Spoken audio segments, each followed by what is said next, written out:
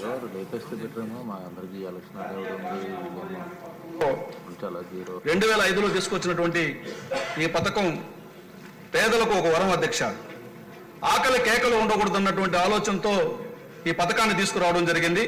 ఈ పథకం ఇంప్లిమెంటేషన్ లో కూడా అనేక స్వరూపాలు మారుతూ ఉన్నాయి అధ్యక్ష.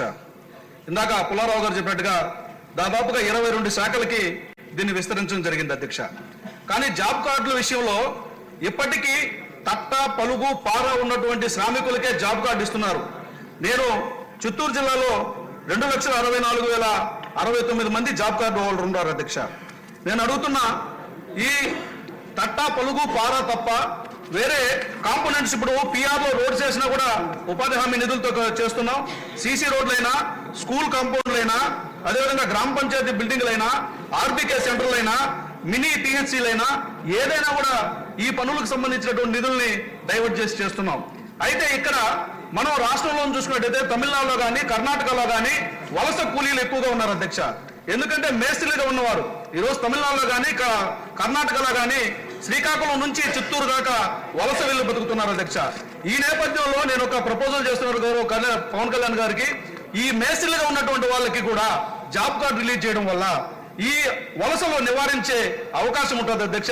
ఈ మేస్త్రీలు ఎవరైతే ఉంటారో వాళ్ళని కాంపౌండ్లు కట్టడంలోనే, అదేవిధంగా బిల్డింగ్లు కట్టడంలో కానీ ఉపయోగించుకున్నట్లయితే ఒక వలస నివారణ చేయొచ్చు అధ్యక్ష.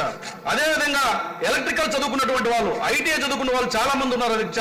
ఎలక్ట్రికల్ వర్క్స్, ప్లంబింగ్ వర్క్స్ వీటన్నిటి కూడా దీంట్లో కొన్ని మార్పులు తీసుకొచ్చి వాళ్ళందరికీ కూడా జాబ్ కార్డులు ఇవ్వడం వల్ల లోకల్ గా గ్రామాల్లో ఉన్నటువంటి వాళ్ళు వలసలు నివారించవచ్చు అన్నది నా ప్రతిపాదన అధ్యక్ష. గౌరవ పవన్ కళ్యాణ్ గారు సామాజిక స్పృహ కలిగినటువంటి వ్యక్తి, అదేవిధంగా కేంద్రంతో కూడా సత్సంబంధాలు ఉన్నాయి కాబట్టి ఈ ప్రతిపాదన కేంద్రానికి కూడా పంపించి ఒప్పించాలని చెప్పి మీ ద్వారా మనవి చేస్తున్నా అధ్యక్ష.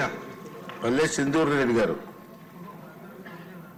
అధ్యక్ష, రాష్ట్ర వ్యాప్తంగా రైతులందరూ వ్యయంతో చాలా ఇబ్బందులు పడుతున్నారు. ఖర్చులు ఎక్కువై వ్యవసాయానికి ఈ ఉపాధి హామీ పథకం ఈ రైతులకి వీళ్ళకి అనుసంధానం చేయగలిగితే వ్యవసాయానికి బాగుంటుంది అని ఒక ఉద్దేశం అధ్యక్ష.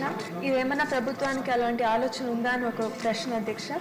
అలాగే సత్యసాయి జిల్లాలో 10 మండలాలు, ఇంకా అనంతపురం జిల్లాలో 7 మండలాలు బాగా వెనుకబడిన మండలాలుగా గుర్తించారు అధ్యక్ష.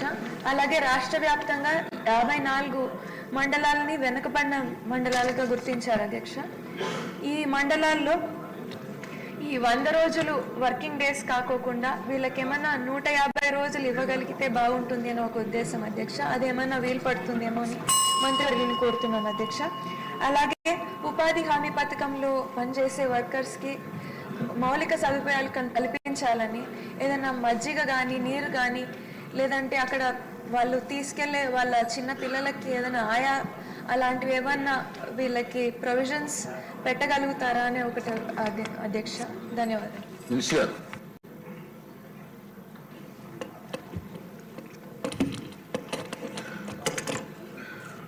ఇది ఈ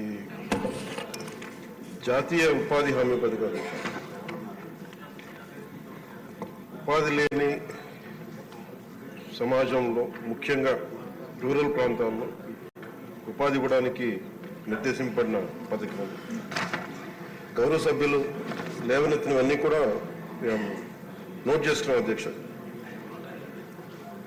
మన కొత్త ప్రభుత్వం వచ్చిన తర్వాత, ఎన్డీఏ కూటమి ప్రభుత్వం వచ్చిన తర్వాత గౌరవ ముఖ్యమంత్రి చంద్రబాబు గారి నేతృత్వంలో దాదాపు 4,500 కోట్ల రూపాయలు వేజ్ కానీ మెటీరియల్ కాంప్ 2 కలుపుకొని మనం మనకి బడ్జెట్ ఉన్నది అధ్యక్ష. 7 crore మ్యాండేస్, 30,000 ఫండ్లు. వీటితోటి మనం ఏం చేసింది ఈ రోజున పల్లె పండుగ ద్వారా 3,000 కిలోమీటర్ల సీసీ రోడ్స్, 500 కిలోమీటర్ల బీటీ రోడ్లు, 20,000 మినీ గోకులమ్స్, అలాగే వాటర్ హార్వెస్టింగ్ అండ్ అన్ని గవర్నమెంట్ బిల్డింగ్. ఇది సంక్రాంతి లోపు ఇవన్నీ చేయాలి అనేది ఒక బలమైన ఉద్దేశంతో ముందుకెళ్తున్నాం అధ్యక్ష. ప్రతి చోట, ప్రతి పంచాయతీలో కూడా సిటిజన్ ఇన్ఫర్మేషన్ బోర్డ్ కంపల్సరీ చేశాం.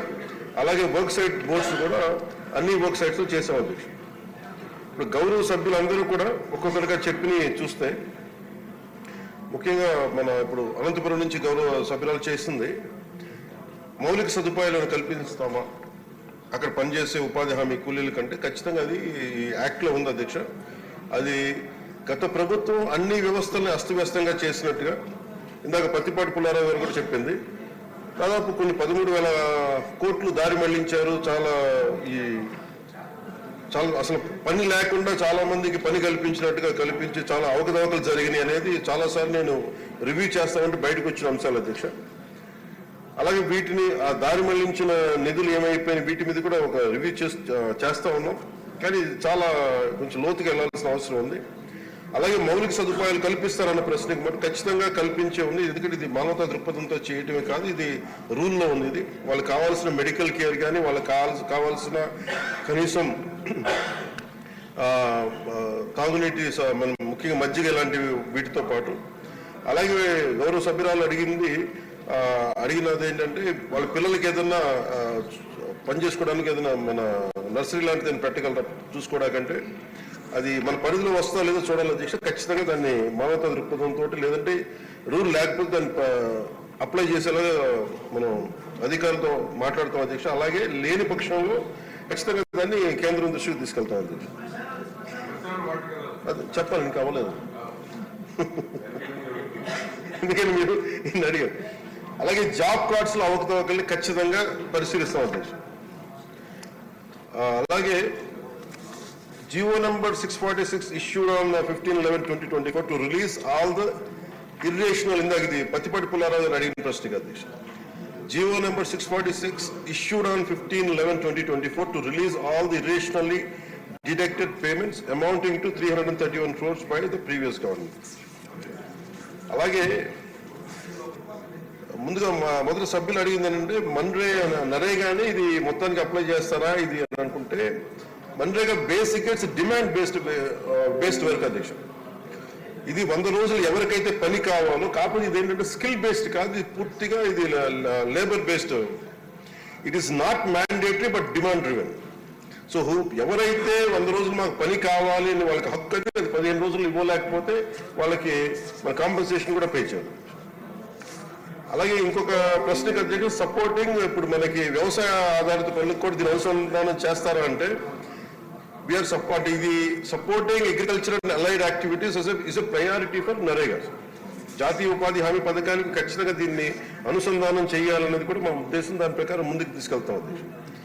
అలాగే గుర్రపు డెక్క ఇలాంటివన్నీ కూడా desilting of Pond's and canals ఇవన్నీ చేయగలవా లేదంటే ఇది as per MNREGA rules it can be done. అది ఖచ్చితంగా దాన్ని మీరు గౌరవ ఎమ్మెల్యేలు ఎవరైనా సరే సభ్యులు ఎవరైనా సరే పంచాయతీ అధికారుల దృష్టికి తీసుకెళ్తే ఖచ్చితంగా దాన్ని ప్రయారిటైజ్ చేసి దాన్ని తీసుకెళ్తాం అధ్యక్షుడు.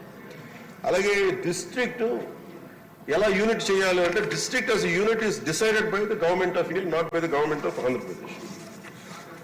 అలాగే ఇంకొక ప్రశ్న ఏంటంటే 1.49 lakh job cards already completed for 100 days of employment. 5.85 lakh wage seekers working on work sites today. It will further increase in coming days. Gravel roads also can be taken as per the demand addition. ఇవన్నీ ఉన్నాయి అధ్యక్ష. ఇవన్నీ కాకుండా గతంలో మనం లోకేష్ గారు ఉన్నప్పుడు పత్తిపాటి పుల్లారావు గారు చెప్తే 22 శాఖలతో అనుసంధానం జరిగింది. ఈ ప్రభుత్వం వచ్చాక దీన్ని కొంచెం అవకతవకలు చాలా అస్తవ్యస్తంగా చేశారనేది. ఖచ్చితంగా more greater coordination is needed with all the departments. We will completely look into it. Will look into the issues. కూర్చున్నారు ఏంటండి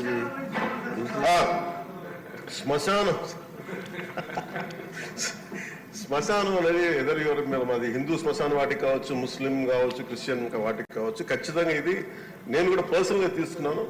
దీన్ని శ్మశాన వాటికి వర్తింపు చేయమని ఇక్కడ నేను ఆల్రెడీ చెప్పుకున్నాను. అది మీ దృష్టికి తీసుకొస్తాను. ఇది ఎక్స్క్లూడ్ చేయలేదు. అలాగే కాంపౌండ్ వాల్స్ కూడా ముఖ్యంగా అడిగింది. నిన్న గౌరవ సభ్యులు చాలా మంది దృష్టికి తీసుకొచ్చారు. కాంపౌండ్ వాల్ స్కూల్స్ ని ఎలా కాపాడుతామో కాంపౌండ్ వాల్స్ తో కట్టి, అలాగే శ్మశాన వాటికల్ని కాంపౌండ్ వాల్ కట్టమని కూడా చెప్తాను. డెఫినెట్లీ దీన్ని ఎగ్జామిన్ చేసి దాన్ని ముందుకు తీసుకెళ్తాం. క్వశ్చన్ నెంబర్ 70 ఉండండి. దేవాదాయ శాఖ మంత్రి గారు ప్లీజ్ టైం ఎలక్షన్ కూడా ఉంది.